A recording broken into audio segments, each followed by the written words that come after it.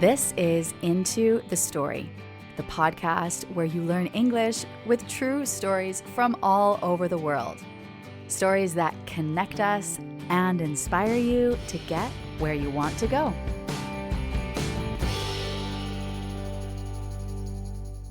Hi there, it's your host Bree here, and I have a question for you. Have you ever made an excuse? Maybe a reason why you can't go to the gym, or a reason why you can't change your job. Of course you have. We all have.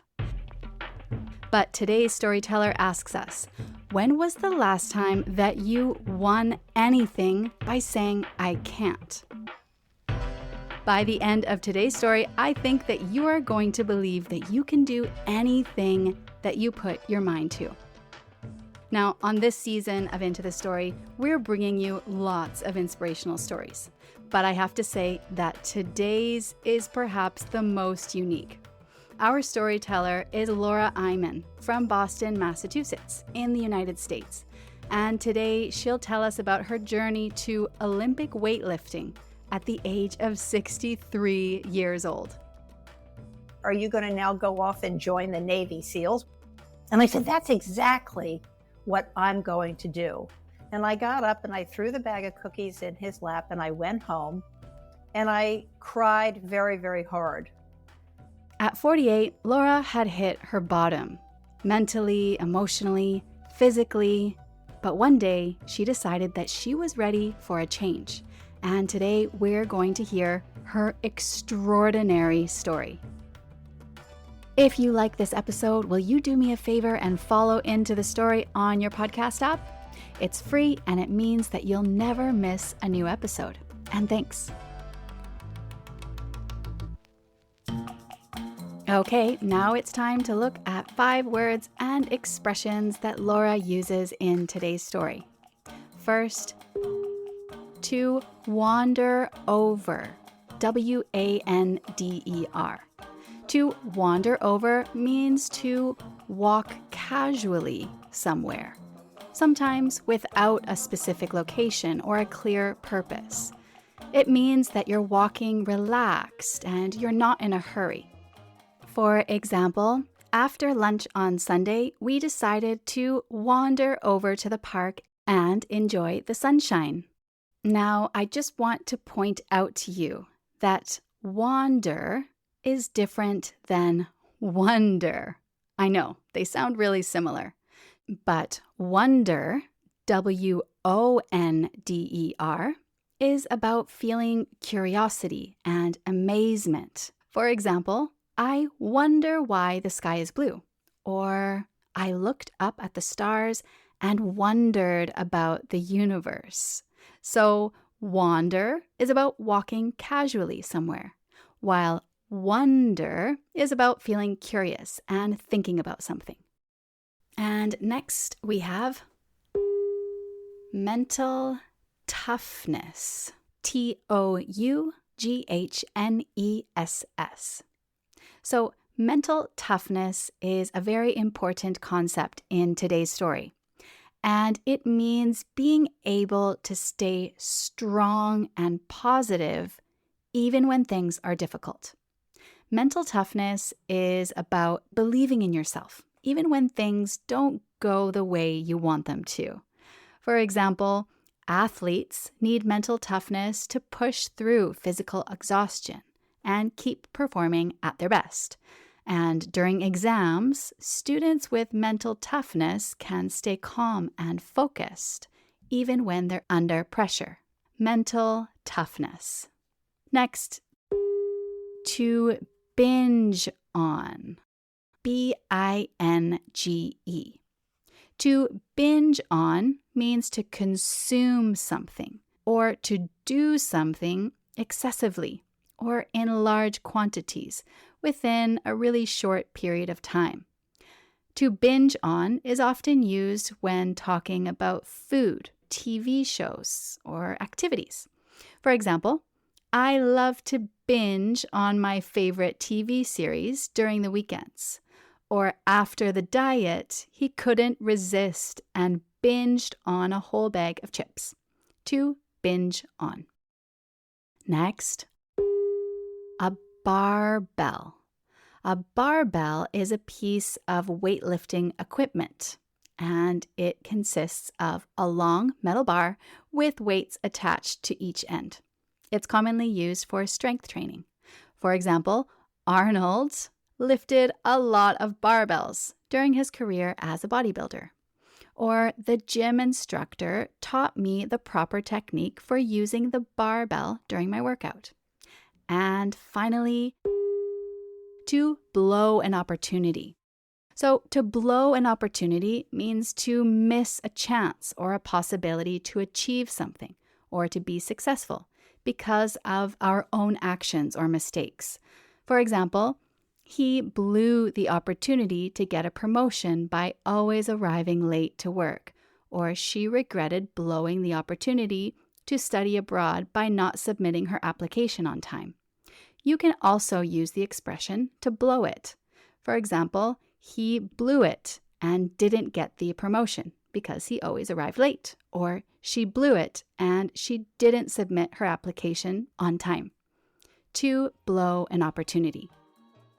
Okay, that's all for the new vocabulary and expressions. And now comes the fun part. Let's get into the story.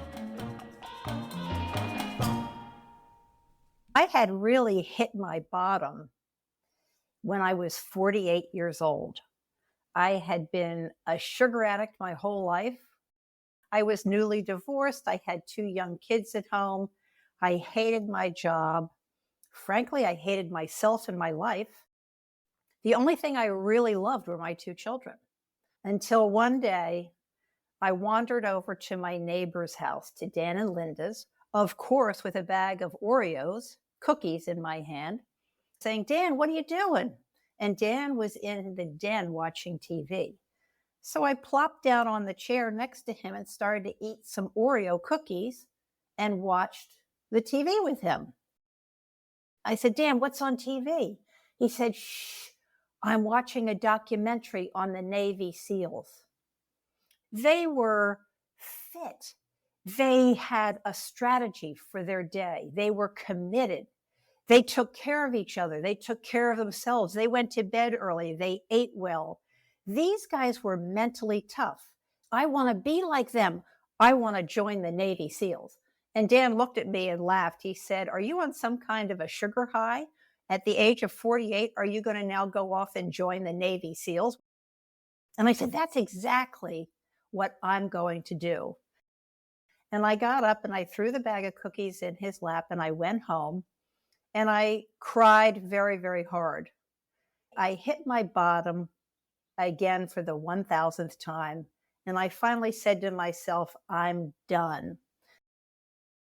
Laura had reached her bottom. She had been feeling bad for so many years, both mentally and physically. And so she went to the library and started to study the Navy SEALs. She wanted to know, how did these people get so mentally tough? What are they thinking when they're going through their 2 years of incredibly grueling training? I wanted to think like that just so I could get through my morning without binging on coffee cake and buns and sugar all morning. I studied their mindsets. I even went to bed when they did. I ate what they did. Laura became very disciplined, and she was living like a Navy SEAL. She was eating well for the first time in her life, and then she got the opportunity to do CrossFit. CrossFit is a very challenging exercise program that combines different types of exercises, like running, jumping, and lifting weights. And I started to CrossFit 3 times a week for 3 years. And one day, there was an Olympic weightlifting coach who came to the gym and said, "I'm offering free lessons for anybody who wants to perfect some of their weightlifting moves that we do in CrossFit." Well, I was intrigued, so I started doing Olympic weightlifting. I left CrossFit behind, and 3 weeks into my weightlifting classes, one of the teenagers in class threw me her old Olympic weightlifting sneakers. Here, Laura, you're going to need these if you're going to get serious about Olympic weightlifting. So with my pair of secondhand Olympic weightlifting sneakers, I start taking lessons on Saturday mornings. And one of the coaches comes up to me, Jenny, and says, Laura, why don't you come with the group to Jacksonville, Florida, where we're going to have a weightlifting competition? Would you like to come? And I said, Jenny, I would love to come. I'll cheer the team on. I'll cheer my gym on. She said, no, you could compete. I said, Jenny, I've been lifting this barbell in your class for 3-4 weeks. She said, you got the secondhand lifting shoes. You know how to lift it up over your head. Join the competition. Your age group, your weight bracket. Well, let's sign you up. And I said, well, okay, why not?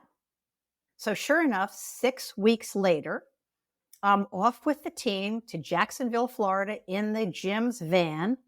I'm the oldest one in that van by about 35 years, and I am the only one in the entire sport that does not have a tattoo. And sitting in the van with teenagers and guys in their 30s, I thought, this is really kind of fun. I'm on an adventure. This is weird, fun stuff. Laura arrives to the gym with her teammates and she competes. She doesn't come home with a medal, but she does come home feeling very proud of herself. And she decided that she was going to start to take this seriously. She would compete in more competitions. So she hired a private coach and started training regularly. I hired a personal coach to program for me, to create a program specifically for me, a very calculated schedule of how much I'm going to lift 3 days a week, what I was going to eat, how much sleep I needed. And we would select competitions in the area to go to. So I ended up competing in about 8 or 9 local competitions.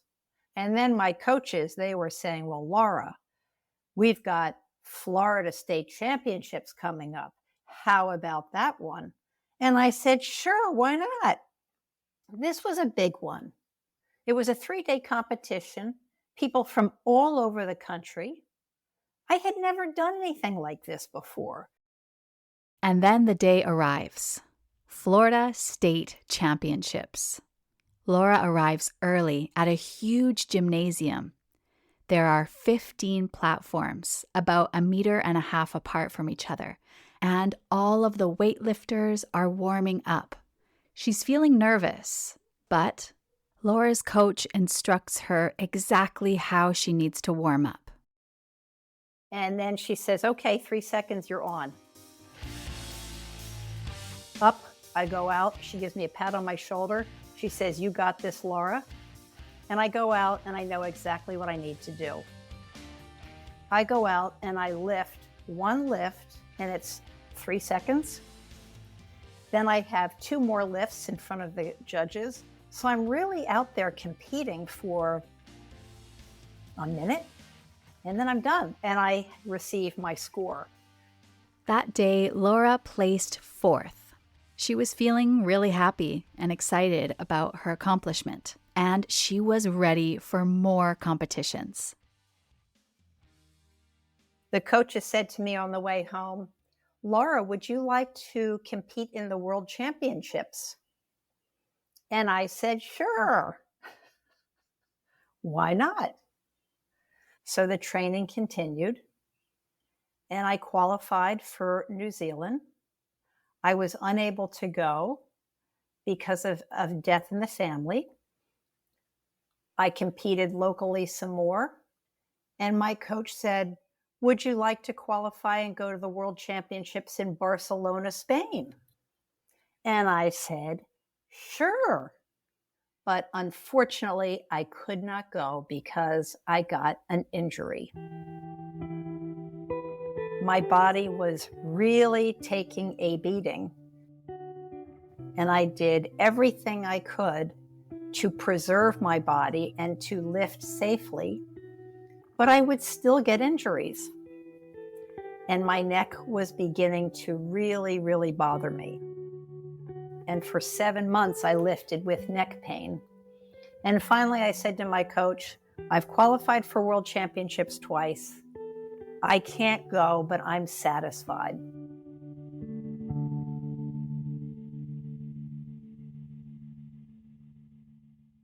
So a few months later, my neck was getting much better, and I was doing light training sessions. And she said, Laura, would you like to compete in the Dominican Republic at the Pan Am Games? And I said, sure. My neck was okay. So we did 5 months of grueling training. And every day I went in to practice, my coach had a specific plan for how much I would lift. Everyone was extremely excited, but the trip was going to be expensive. She needed to raise some money. So she went on to GoFundMe. The platform loved her story so much that they donated money. At the end of 5 months of training, she was ready, and she wanted to win gold this time. So off we went to the Dominican Republic. My coaches did everything because my job was to rest and to do exactly what they told me to do, leading up to the very minute I would get on the platform and lift my barbells over my head. Laura and her coaches arrived to a huge abandoned school that has been turned into the venue for the Pan Am Games. It is one of the most humid, hottest environments that Laura has ever been in, never mind had to compete in. There's lots of energy in the room, a huge crowd of people, and a lot of people competing. So my coaches look at their watch and say, Laura, you're on in 10 seconds. And I go out onto the platform and I nod to the 3 judges that are sitting in chairs right in front of me. Beyond them is the auditorium full of people. I look down at the barbell, I take a couple of deep breaths, and I say to myself, I know what to do.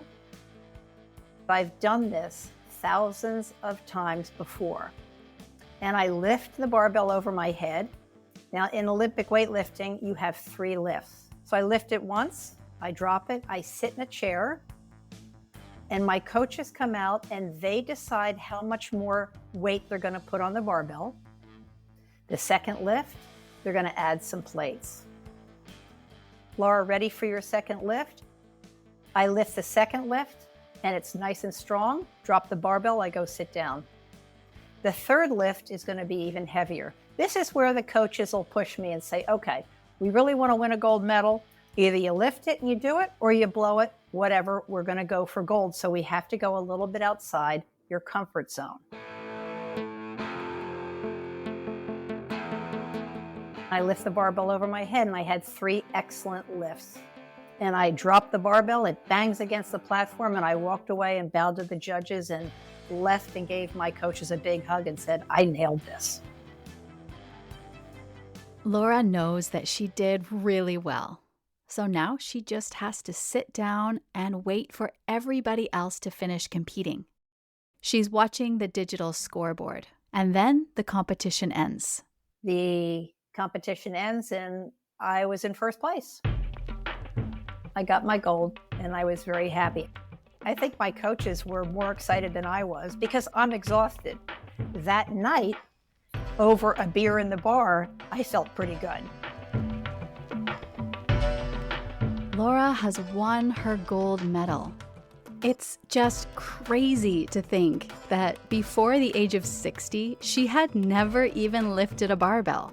She's been in the news, on the cover of magazines, and today she specializes in coaching women in her 4-step mental toughness program.